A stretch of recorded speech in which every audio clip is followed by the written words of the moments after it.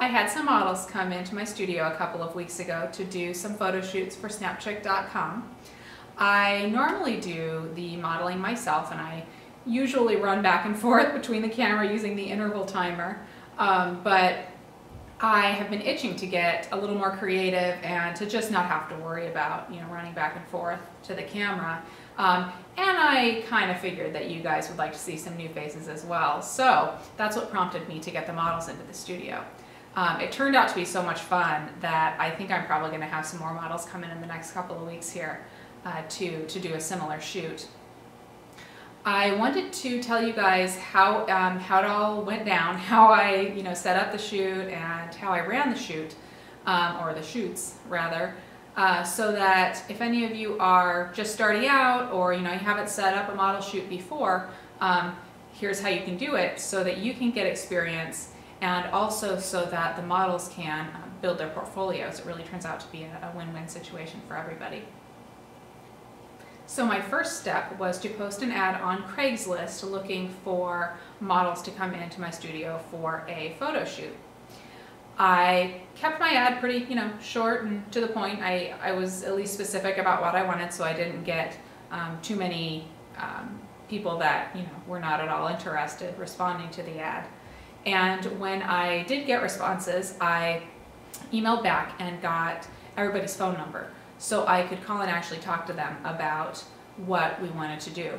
Especially in my situation, I thought it was important to call them, to talk to them, because I'm posting their pictures on a website and that can sound pretty bad. So I wanted to talk to them and let them know what the deal was. So I talked to everybody. I made sure that I knew kind of what they wanted and they knew kind of what I wanted, and scheduled them for about an hour each. And then fast forward to when they actually arrived. I like to bring each model into basically my dining room table first to, first of all, make them, at ease and get acquainted with them a little bit. And I like to show them some example photos of what I think we're going to do for the day. And that just, prevents any misunderstandings. And a lot of times, the models that are responding to Craigslist ads are kind of beginner models. So when I show them pictures, I'm also letting them know, a little more specifically what I want. And I also have them sign a release just to make sure that everybody knows what we're doing, what we're using the photos for. And then we kind of do the prep work, which is, like I said, a lot of times it's beginning models, so they bring usually a few outfits and want a little bit of help deciding which exactly is perfect for the shoots. So I help them out with that, and I'm a girl, so I love doing that. And then I send them off on their way into the changing room to freshen up and everything.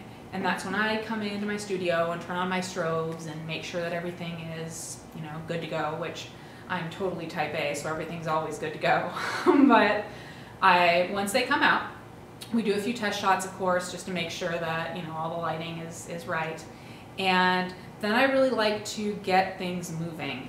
I don't want too much downtime to, waste time and to also, bore the model. So I put them through, the battery of poses that I've kind of decided that we're going to do for the evening in the studio.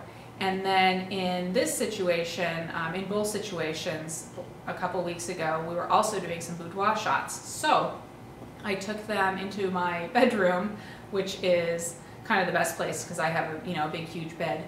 And I actually brought an SB800 with me because I didn't want to lug around my strobes because, like I said, I want to keep things moving. And I bounced my SB800 on top of my bedpost, and it actually worked out pretty good to either mimic sunlight in one of the situations or in the other situation, just to kind of create some interesting lighting.